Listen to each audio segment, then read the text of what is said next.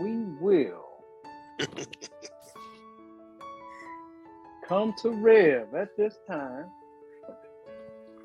founder of I Want Better Ministry, our spiritual leader, to bring forth a word for us. Amen. Rev. Amen, family. I didn't have my little backup. I usually try to dial in and have a backup just in case the internet doesn't act right. But I just, my heart was overwhelmed and just involved in today's service, and I just didn't break away. So if I need to do that, I will do that and join you. But right now, I'm just believing that everything's going to be all right. Hey, family, as I mentioned to you, today's sermon, you have individually preached it today.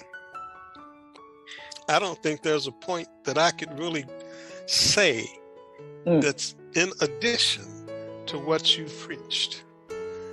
You see, that's the message today. The message is in and of itself, your life preaches.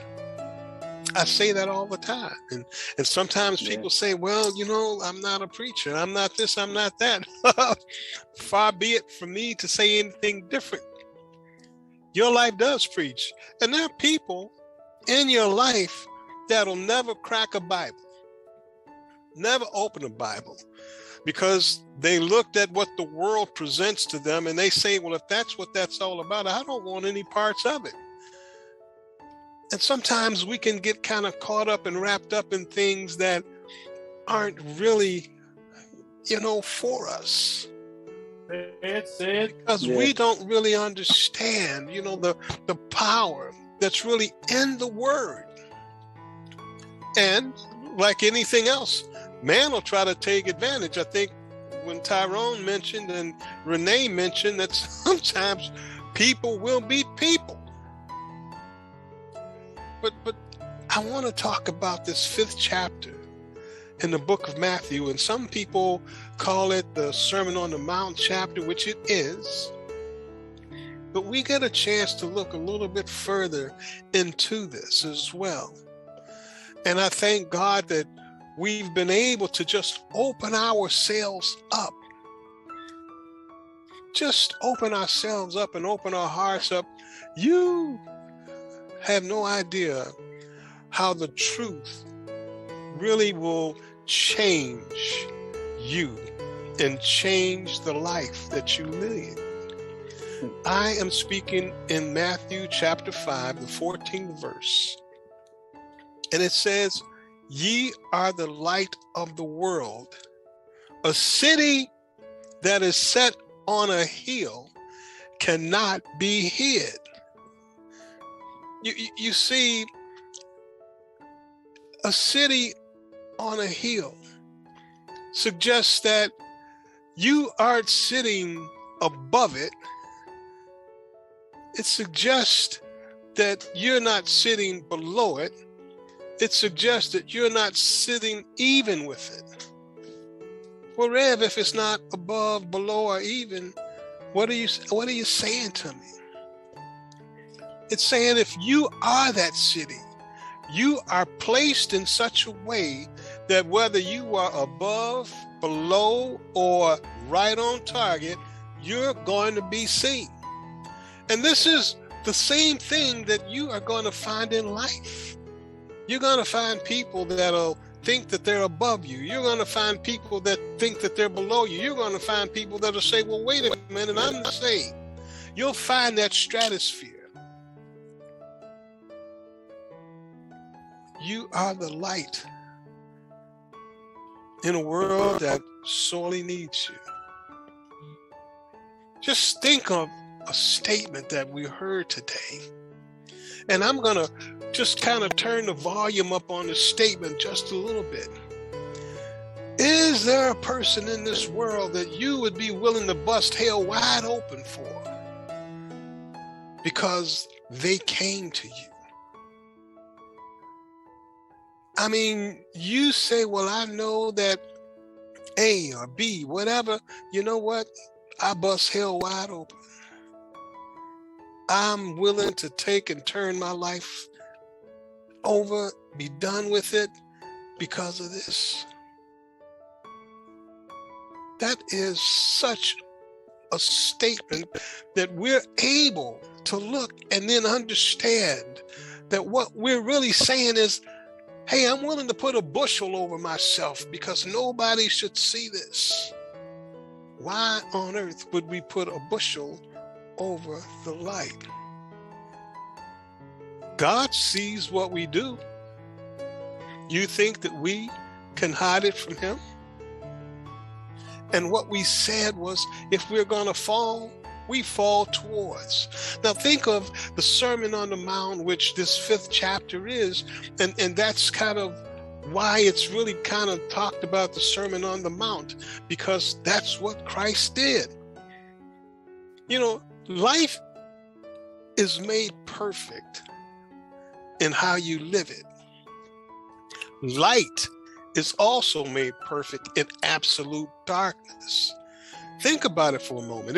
If you've ever traveled the highway and you get outside of the city and there are no lights, there is no city that, you know, is shining so you can see. I mean, everything is pitch black. And if you were to get out and put your hand in front of your face, you might have a hard time seeing your hand in front of your face because things are so dark. But let the moon be out, and you could see almost as if it were daylight. If you look up into the heavens and you see the stars, you'd be like, wow, I never knew that there were so many stars in the heaven. Because in that darkness, some things shine brighter in darkness. And I'm now talking about you. I'm now talking about your light. You know, has your spirit ever been down? I mean, just kind of somebody just knocked the wind out of you, just knocked you off your mountain. You just found yourself that your spirit was down.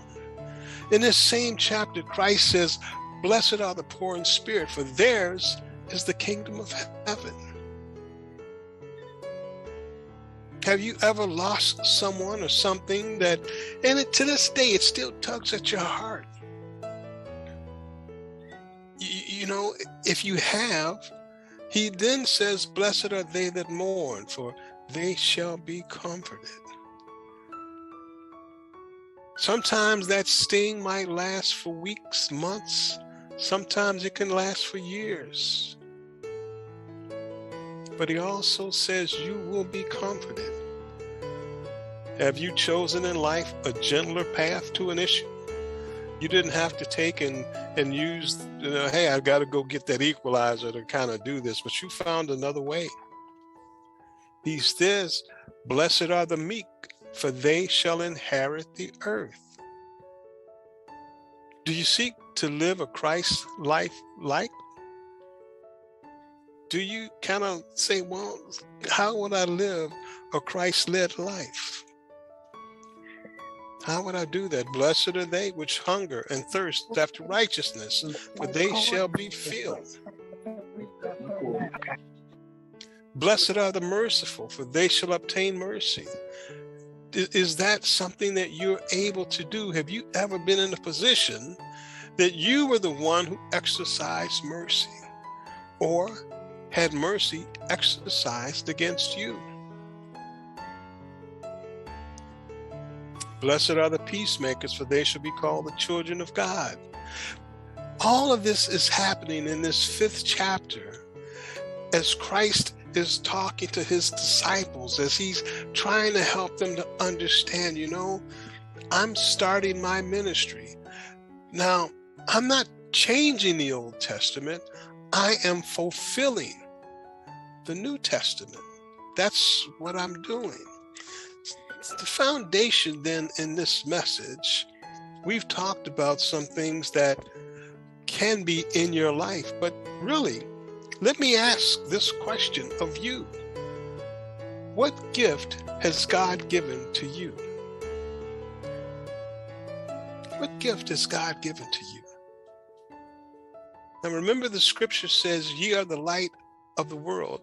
A city that is set on a hill cannot be hid. And now I'm asking you, what gift has God given to you? Now I'm going to help shift gears here a little bit with you. And I'm going to say that gift will represent a city. You then become that city that's on the hill, that others have an opportunity to see. Does the city that you represent, does it have anything to do with love, joy, peace, patience, kindness, goodness, faithfulness, gentleness, and or self-control? Does it have anything to do with any of those? And I'm hearing your spirit say, yes, I wish, not really. I'm not as strong as I'd like to be with that, or yeah, I've got that kind of on lock. I'm hearing all kinds of answers from us. And that's a wonderful thing because, you know, we are all connected one to another. So your city may need a smaller neighborhood. It may need a larger neighborhood. It may need to understand how communities are put together. It may say that, you know, there are people who could use and be made available through what I have to offer. And I find it interesting sometimes that we don't think that what we have to offer is even a gift. But we are so mistaken about that because not everybody gets it right. Not everybody gets it right. We think that, you know, oh, I'm perfect or this person is perfect. No, people struggle. But it's what you do in the struggle that matters. You see, we all have opportunities to make choices. We all have opportunities to just get things right. And then God is so gracious to us.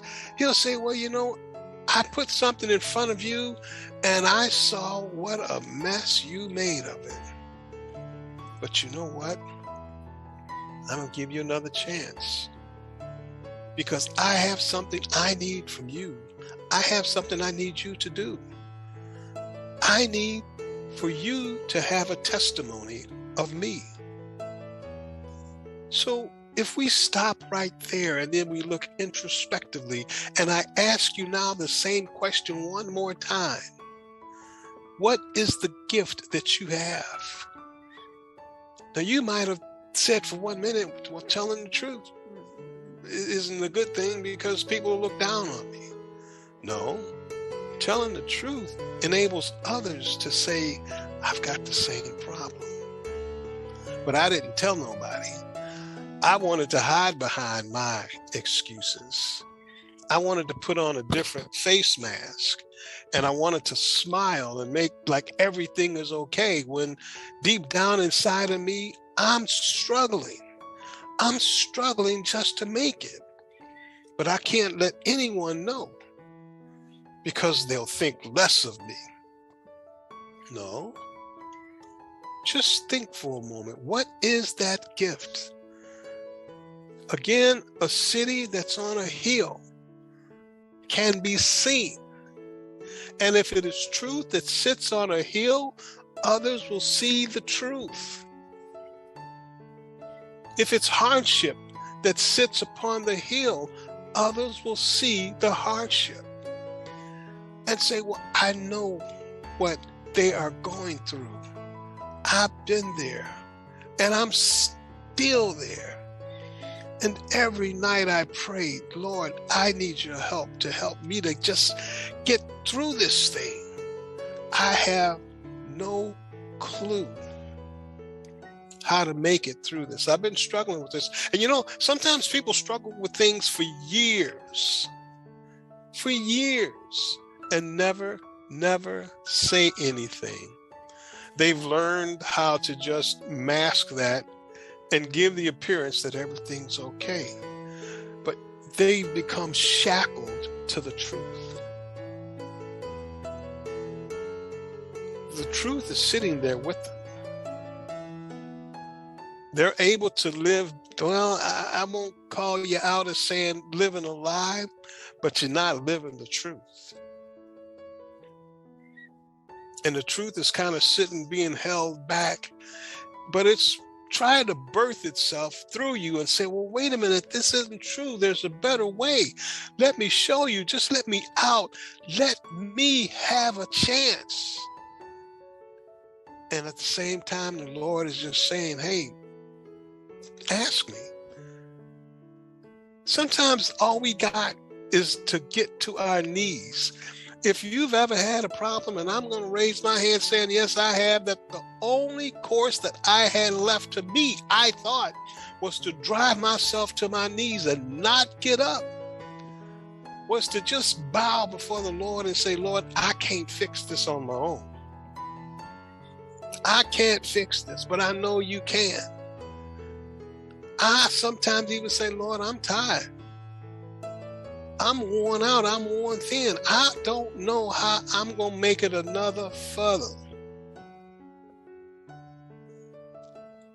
And there I am on my knees before him. And you know what he'll do? He'll pick me up. He'll say, son, let me show you.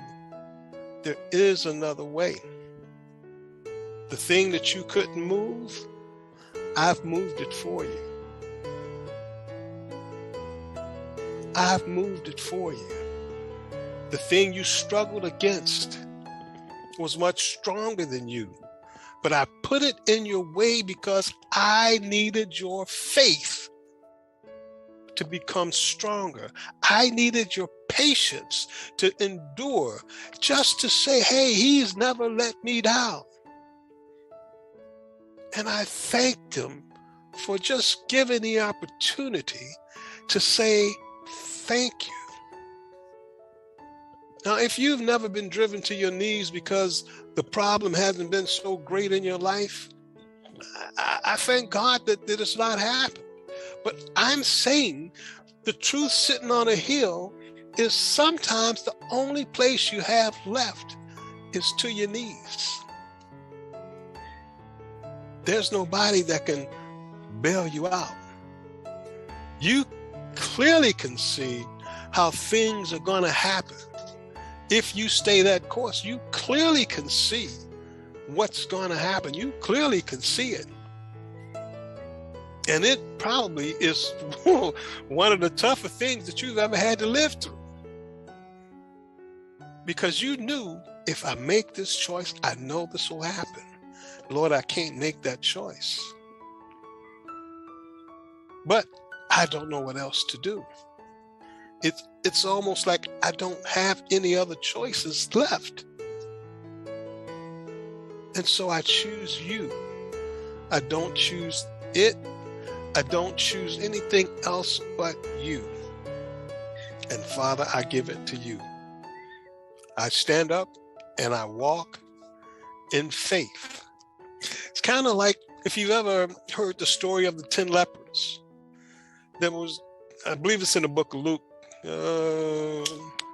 book of Luke, maybe chapter 17, I think it is.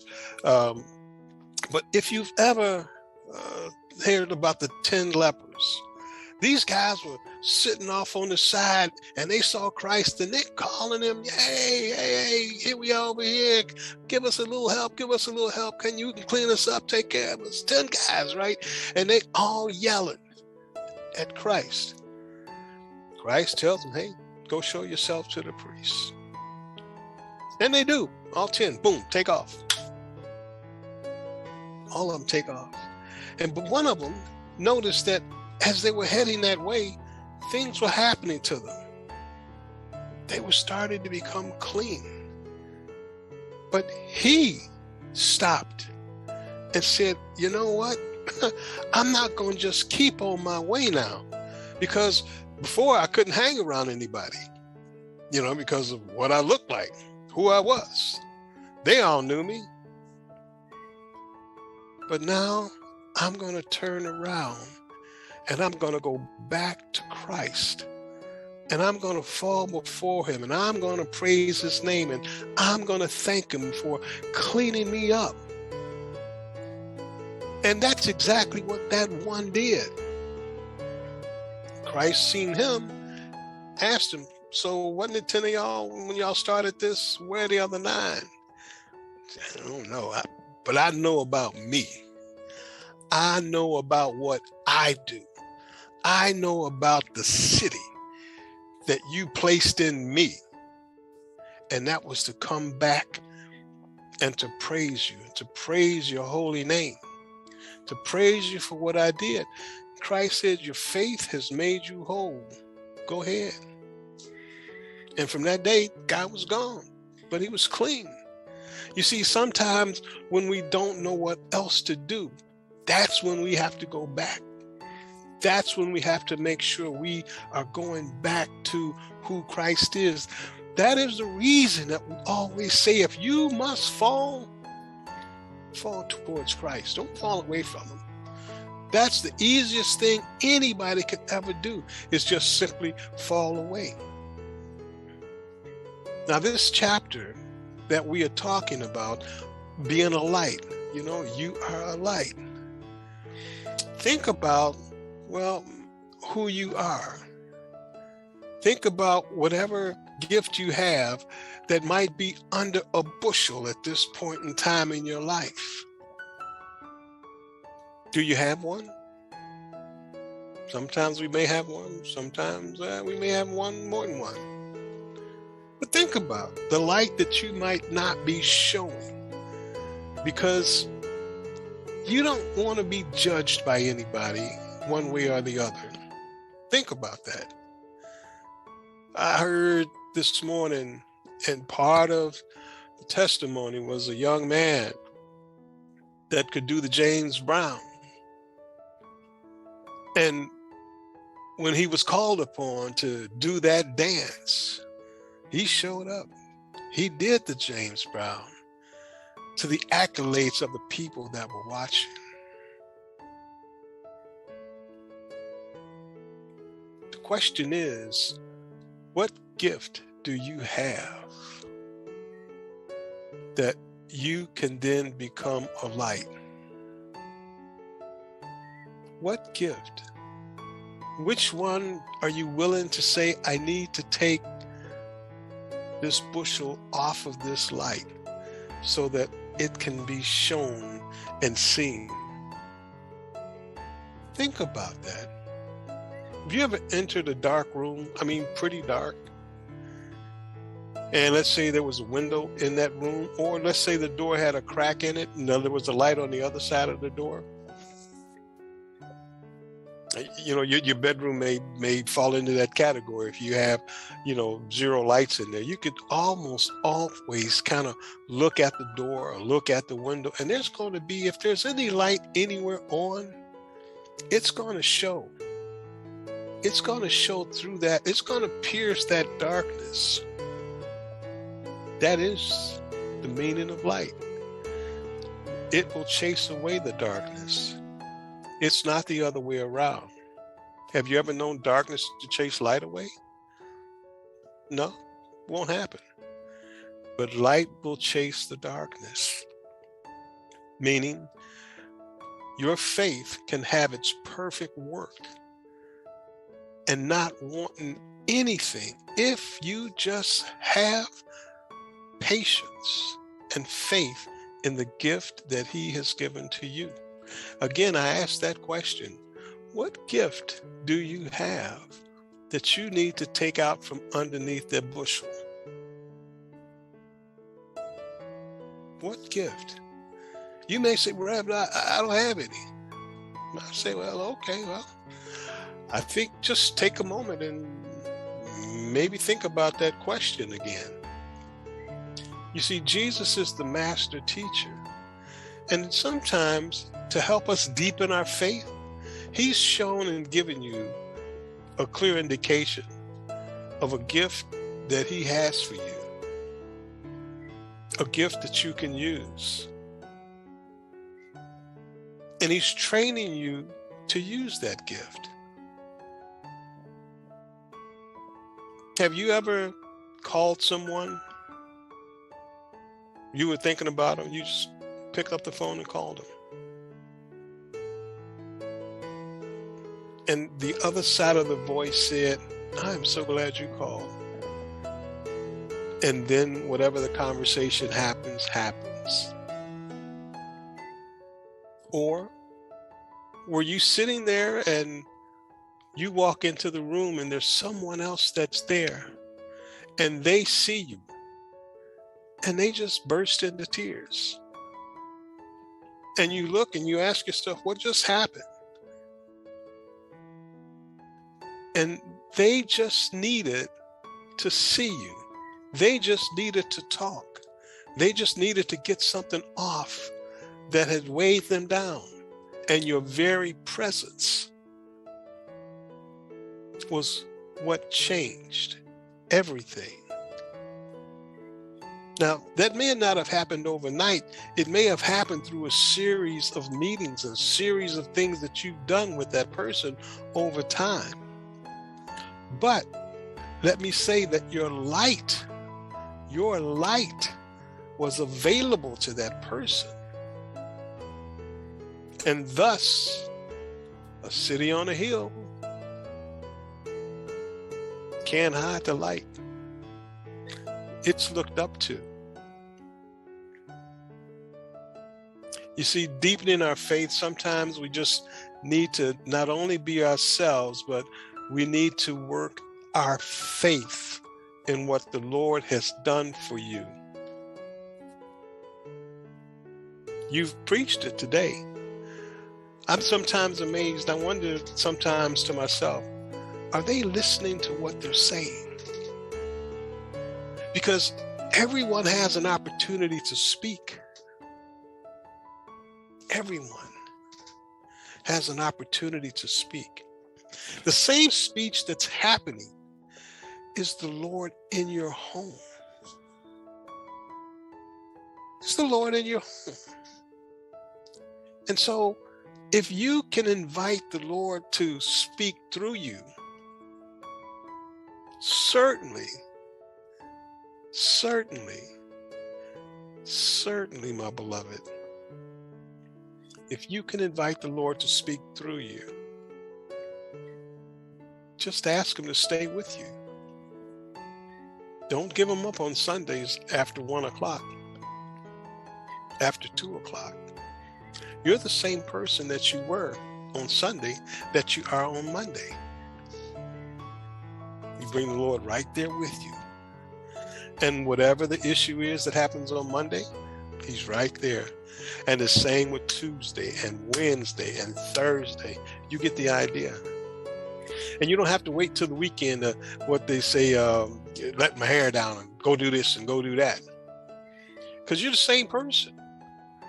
But you may just find another way, a more better way to kind of embrace your family and to help people grow and to be better than they were yesterday. And you know what? Sounds weird, but to help them to be better. And they don't have to be better at what somebody else may think they should be better at, but what did the Lord provide to you? What gift? And remember, I said something as simple as just being present is a gift. What's different about that? Nothing. You just have to know to be present. You just have to know to pick up the phone. And there's a bit of a difference between knowing and doing. So you have to then be able to make the connection of knowing and doing. You see, they both work together, knowing and doing. The Holy Spirit is right there to comfort, to teach you. You're not sure how to do something, my beloved, just ask. Humanity tends to tell us we need to be like, what is it, the story of the king, the emperor, with no clothes, right? Somebody kind of said, okay, let's figure out how to get this guy to, be over the top. So I'm going to tell him, hey, we just made you some cool clothes that only people that are elevated and really smart can see. But, the lower folks, they can't see it. But, hey, king, you need to wear this stuff and it's the latest. And, oh, by the way, here's the bill. And everybody in the palace where this emperor was, hey, those are some great clothes. Oh, those are some great clothes.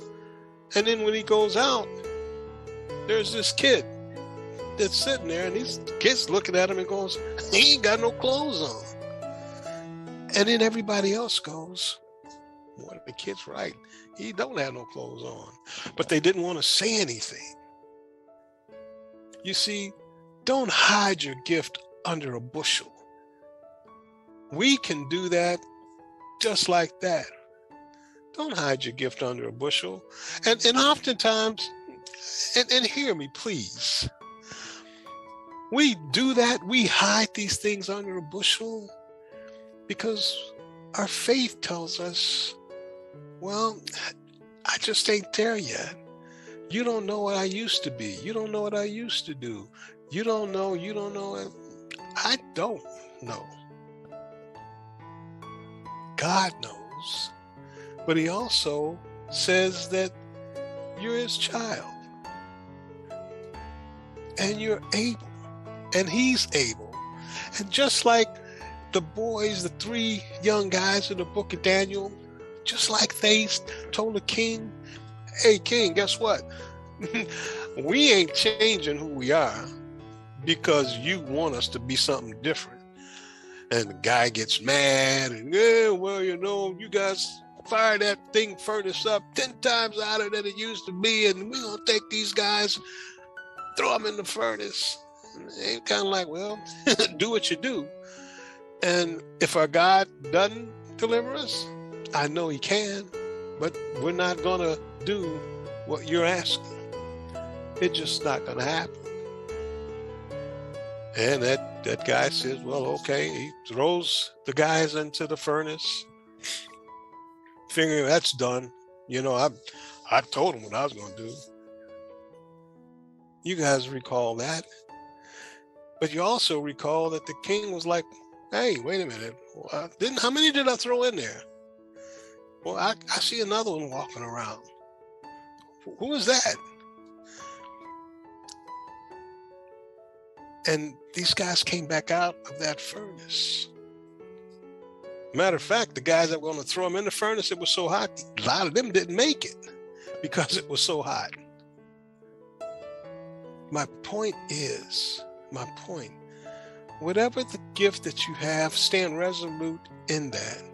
Humanity's going to try to tell you what they want you to be, but you be what God has dictated you to be. You see, he's already given you the gift. He's already given you the gift. We sometimes just don't know that we can use that gift for good.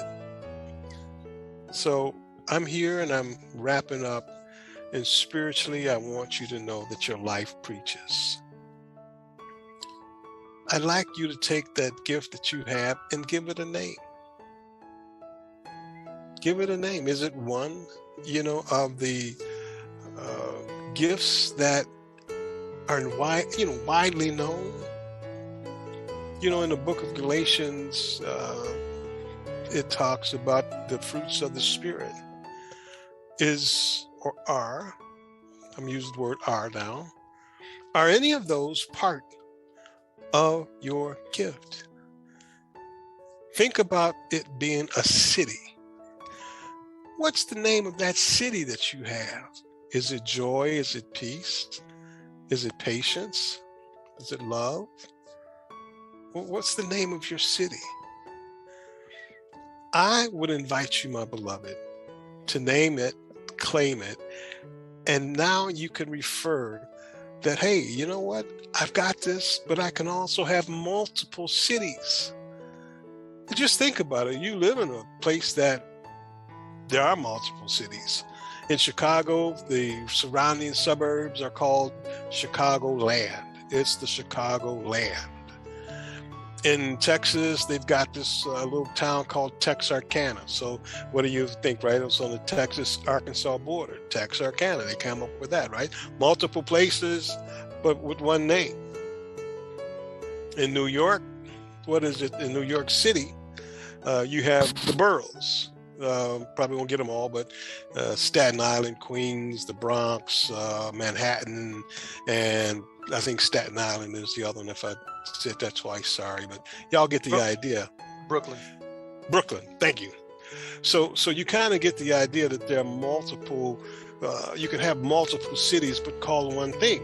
So if your name, you put your name here, whatever your name is, and you have these multiple cities that sit on a hill that, others look at and say, hey, I know when I approach that I am going to be in the presence of love, or I am in the presence of wisdom, or I am in the presence of joy, or I am in the presence of long suffering, or basically someone who has self-control and patience. And boy, I tell you what, I could use a little bit of that.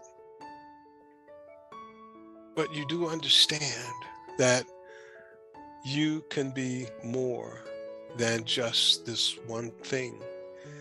You can be as many hills, many cities on a hill, as gifts that you have, and gifts that you may have turned around and said, well, I don't know that I can do that. And all the while, the Lord is saying to you, no, you need to claim it. I've given it to you. Whatever the comfort, whatever the teaching is required, whatever the defense that is needed, you have an advocate. And as Lynn mentioned this today, right? You can have something that come at you, and you've got a big brother standing behind you in your defense. And whatever it is that's looking, it might not be looking directly at you. It's looking past you now at your big brother, saying, well, you know what, guys, let's leave him alone. Let's leave her alone. Let's leave that child alone. You see, that's the magnet of the magnificent power that rests with the Lord. Family, I thank God for each and every one of you. And I thank God that you've preached this message today.